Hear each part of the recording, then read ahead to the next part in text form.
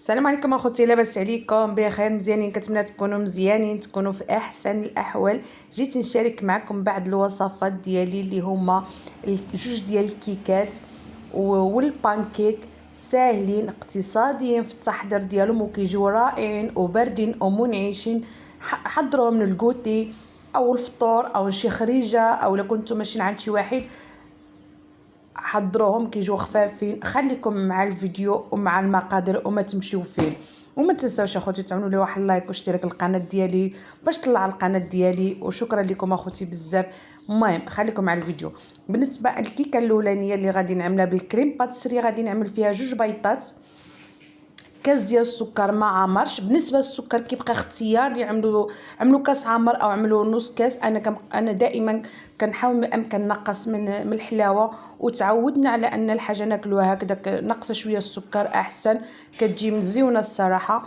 المهم بالنسبه قلنا جوج بيضات، نص كاس ديال السكر، خنيشه ديال السكر فانيلا، وعندي واحد الحامضه محكوكه الا كانت متوفره عملوها، ما كانتش متوفره ماشي مشكل، اكتفيو غير بالحامضه. وكنعملوا كلشي يتخلط في الخلاط كهربائي او يدوي باي حاجه كتخدموا بها نتوما. من بعد كنزيد على واحد نص ديال الكاس ديال الزيت عاود حتى هو، وكنخفق مزيان مزيان، وكنعمل نص كاس ديال الحليب نفس العبار، يا الزيت يا الحليب يا السكر. وكنعمل دابا هنا الطحين، وكنعمل 3 ديال الخنيش، عفوا جوج خنيشات ديال الخميره ديال الحلوى من وزن 8 ديال الغرام. وبالنسبه للبلاطو كتعملوا بلاطو، اي بلاطو عندكم دوار ولا مربع ولا مستطيل كما بغيتو، كندهنوه بالزيت مزيان مزيان كما كتشوفوا في الصوره موضحه. وكنتمنى ما نبخلش عليكم بشي معلومه، واللي بغى شي استفسار او شي حاجه نزيد استفسر مزيان يخليها لي في التعاليق اخوتي.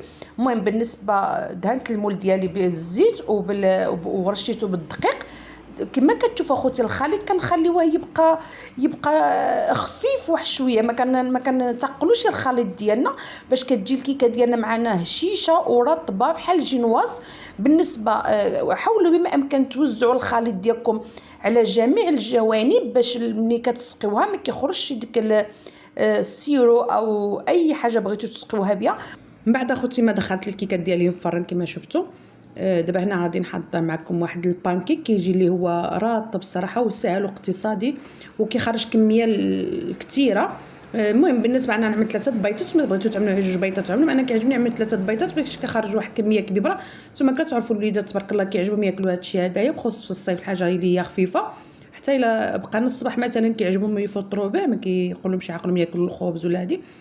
فلهذا انا عملت 3 بيضات، عملت 4 كاس ديال الزيت، خنيشه ديال السكر فانيلا، تقيمسه ديال الملحه. دائما كنعملوا تقيمسه ديال الملحه باش كنعوضوا الذوق.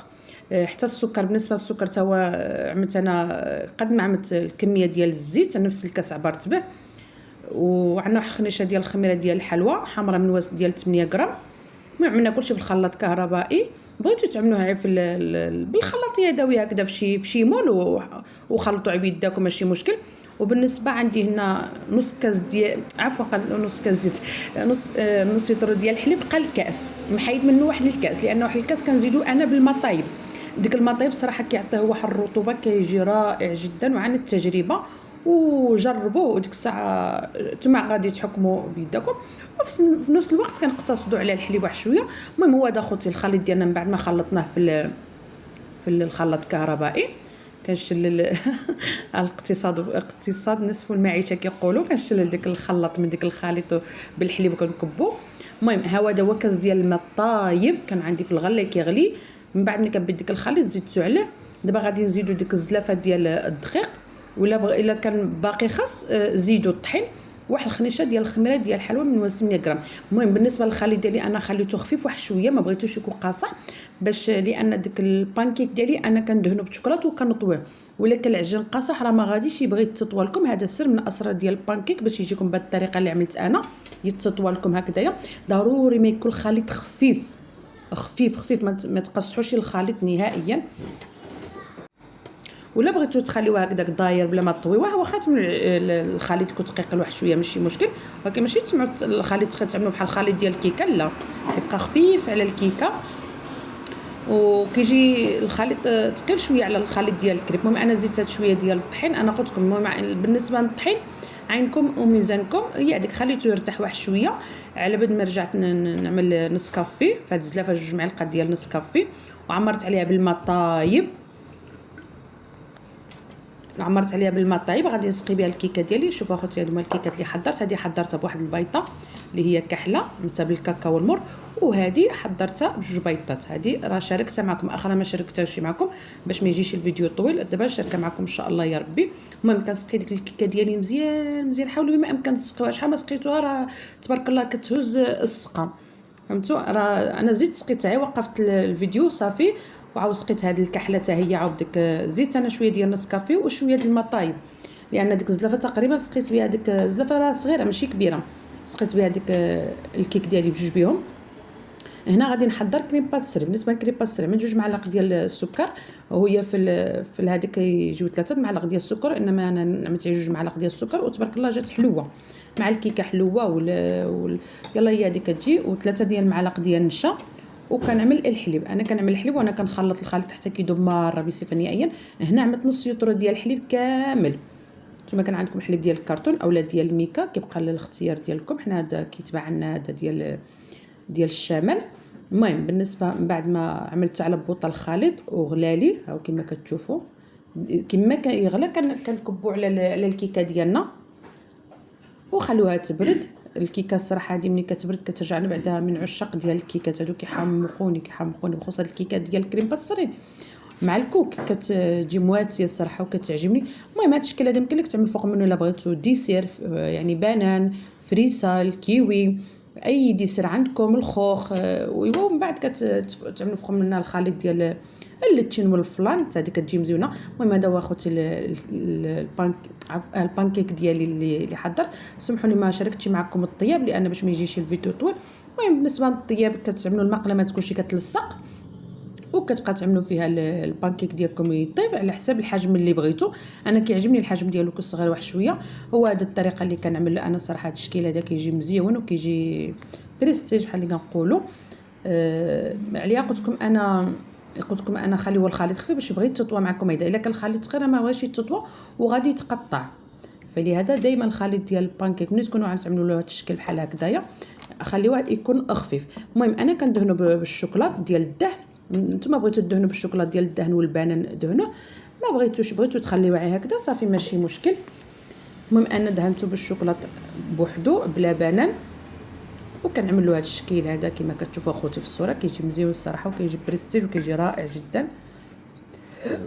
استغفر الله يا ربي عفوا. نزيد نشارك معكم واحده اخرى تشوفوها. المهم تبارك الله هاد 3 ديال البيضات تبارك الله راه كيخرجوا كميه كبيره. بالنسبه ما تعملوش كوغلي، تحاولوا ما يمكن تخليوها رقيق واحد شويه. انا الاولانيين صراحه قال لي هذوك كتشوفهم محمرين تخطفت لي لهم العافيه واحد شويه، كنت مجهده عليهم العافيه. حاولوا ما يمكن ما تجهدوش عليه العافيه لانه هو دغيا ما كيطيب ما كيتعطرش. غير كتحطوا على في المقله الخليط لان المقله كتكون سخونه. وحاولوا ما يمكن تكون عندكم مقله اللي ما كتلصقش. هذه نقول لكم تكون مقله ما كتلصقش وبلا ما تدهنوها. حاولوا ما امكن ما تدهنوش. ملي كدهنوا المقله بالزيت ولا الزبده هو اللي كيخليه يجي محمر بزاف، يعني اللون ديالو مذهب. فلهذا حاولوا ما امكن الا بغيتو يجيكم اللون ديالو واعي هكذايا مزيون، حاولوا ما امكن ما تدهنوش المقله لا بالزيت ولا بالزبده. وبالنسبه لي اخوتي الكيكه ديالي من بعد دخلت حتى شدت راسها حتى بردت واحد شويه، نزوقها بواحد شويه ديال الكوكو. المهم كيعجبكم الكوكو انا كيعجبني الصراحه. بعد ما هاد الكيكه هذه كيجي مواتي كوكو والكريم باسري كيجيو رائعين. بغيتو تزوقها بالشوكولاط فيرميسيل اولا ولا تخليوها هكذاك ماشي مشكل، او شي خطوط ديال الشوكولاط مذوب. ايوا صافي انا خليتها هكذايا عملتها بالكوك واخرى زوقتها المهم انا غادي نشاركها معكم ونقول لكم زوقتها. المهم هذا هو البانكيك ديالي اخوتي اللي حضرت. شوفوا تبارك الله،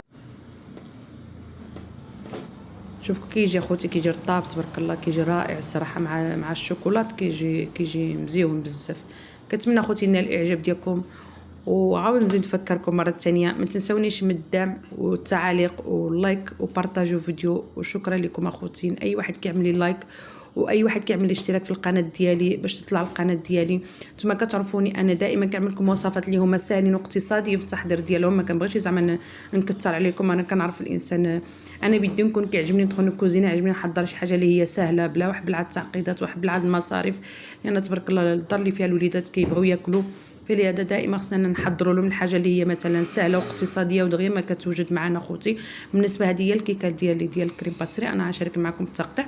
بالنسبه خوتي التقطيع كيبقى اختيار ديالكم، قطعوها كما بغيتو قطعوها هكا هذا مربع ستيتوين كبارين، المهم هذا كيبقى الاختيار ديالكم اخوتي وصافي. ونشارك معكم واحد الطريف، تشوفوا الكيكه تبارك الله كيف جات مع بردت، جات رائعه الصراحه. ملي تكونوا تحضروا الكيكات بحال هكذايا دائما حاولوا بما امكن تعدلوهم على بكري واحد شويه. المهم شوفوا تبارك الله، شو دابا يجيكم الله نعمت فيها الكاكاو، هي لا ديك نص كافي اللي سقيت بها كتعطي هذاك اللون، كيجيو فيها تقريبا واحد 3 طبقات، طبقه ديال الكيكه، طبقه ديال نسكافيه، والطبقه ديال الكريم باسري. المهم صراحه كتجي رائعه بزاف هذه الكيكه وسهله سهله، يعني دغيا ما كتوجد معنا مع جوج بيضات دغيا ما جوج بيضات سهله ماشي صعيب.